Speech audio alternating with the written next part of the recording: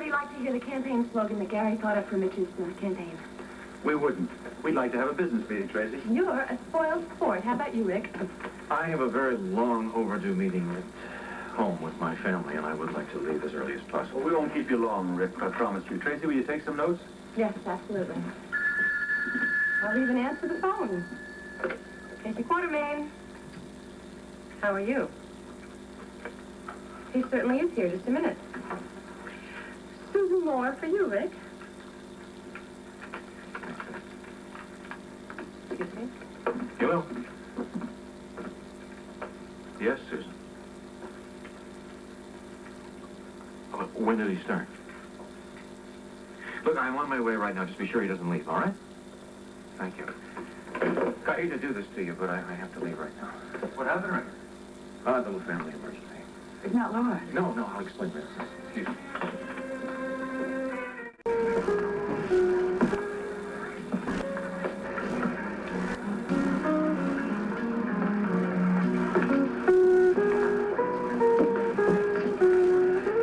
What are you doing? What the hell does it look like I'm doing? I think you've had enough of that. No, I don't think I have. Bartender? Jeff, you're coming apart at the seams now. I'm not going to stand around and watch it happen any longer. Don't, big brother. Just go on home to your nice, secure little family house, have a nice home-cooked meal, and just leave poor little old Jeffy alone, all right? So you can drown your sorrows in liquor and then feel even sorrier for yourself? Is that what you want? Not a bad idea. Bartender, another one. No, that's enough. I don't care if you tell me what's bothering you or not, but I have to Well, be that's here because I good. want to help you. I wasn't planning on telling you. Why don't you stand up and face your problems like a man instead of some spineless, gutless amoeba? Gutless? Yeah, it doesn't paint a very pretty picture, does it? Oh, not in the true sense, in the tradition of the Webers, eh? Yeah, that's right. You know, I just wonder how much guts you'd have if I told you the truth. The truth about what? Look, just forget I said anything, all right? No, you're the one who made the big remark that if I knew the truth, I wouldn't be able to handle it. So come on, tell me. Oh, that's right. You always did love a challenge, didn't you? I have no idea what's eating at you inside, making you feel so sorry for yourself. But if I knew about it, I wouldn't feel that way. I wouldn't react the same way. Will you just shut up? You don't know what you're talking about. No, I will not. Not until you explain it to me. Now, I think our brotherly love has been through every test possible. I mean, to the extremes, and it survived. Monica? Yes, Monica, what happened 3 years ago was just as severe a test as we could ever face. You know, it's kind of funny, Rick.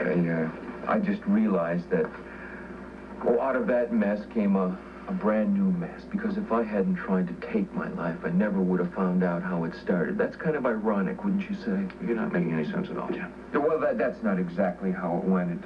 Exactly. It was Terry who found out first, and she told Steve, and Steve told Audrey, and Audrey told Ann, and so on and so forth. You're Who knows? drunk. Who knows? I'm not drunk, but that's not a bad idea. Bartender, I'd like another one of these, another one for my friend. That's enough, all right? Listen, Thank you. I'm a paying customer here, and if you Jeff, don't... if you don't straighten yourself out, I'll do it for you. Look, you lay off, all right? All my life you've been bossing me around, so just lay off. Jeff, I am your brother, and I'm not going to stand here and watch you tear your life apart without trying to help you in every way Listen, possible. don't bother, all right? Because you're not my brother, and you never have been. Just telling it like it is. We have always been a very close family since we were kids growing up.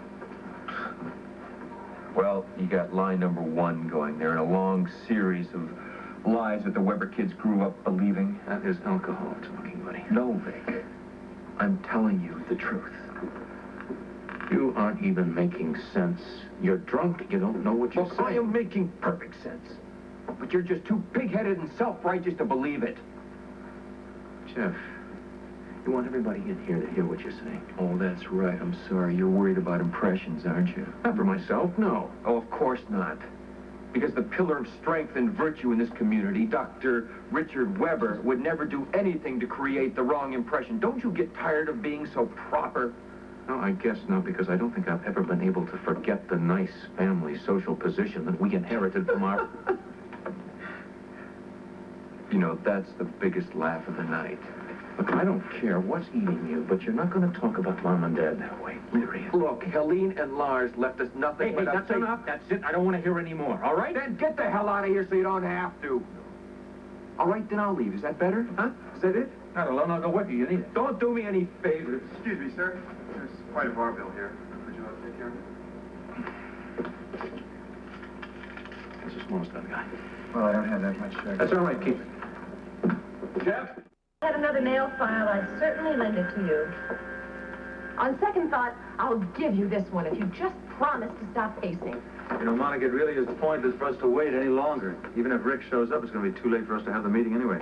Yes, well, you're right about that. I just wish we knew what called him away so suddenly. Weren't you listening? He said he had a personal emergency to tend to. It's not so strange. We all have those now and again. He didn't say it was personal, Tracy. He said it was a family emergency. Pardon me, I bow humbly in the presence of total recall when it comes to every word Rick utters. Well, just get your facts straight before you start accusing him of leaving a meeting for something other than a serious family problem. Who's accusing Monica? Personally, I find it refreshing to know that Rick Weber is as human as the rest of us. Now, what is that supposed to mean? Do you supposed to mind, mean that- ladies? Hey, have you seen my brother in the last few minutes? Yes, Dr. Weber, I saw him get off the elevator. I don't know where he was going, but he sure was in a hurry. Which way was he headed? That way. Thank you. Hi, Dr. Weber. Tom, my brother is going down this direction. Yeah, he just went into the staff washroom. Great, He looked kind of out of it, though.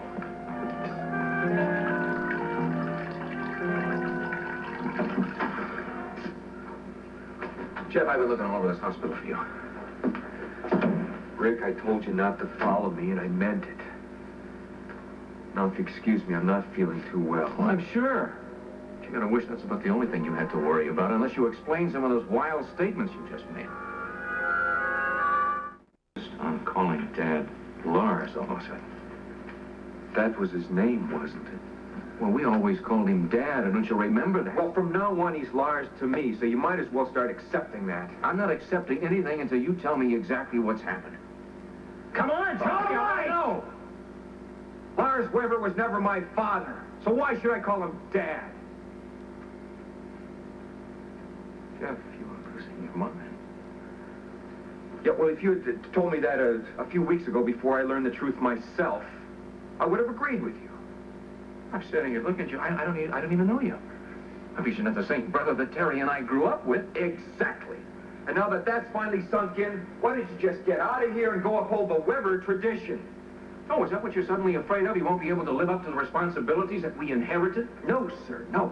Because Audrey released me from those responsibilities when she finally told me the truth. Well, what does Audrey have to do with this now? I just told you, she's the one who finally told me the truth. I don't think there is any truth. I think that's just an excuse to permit your kind of behavior. Steve Hardy is my father!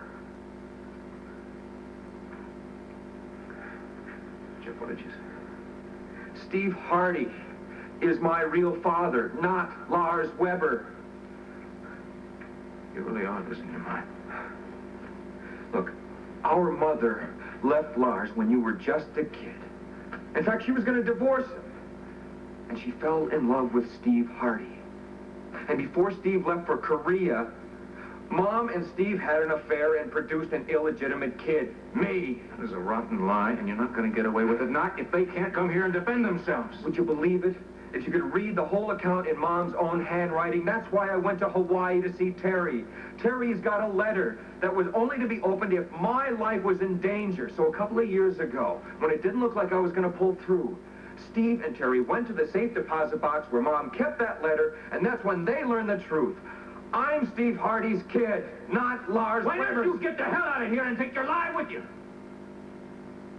Go on!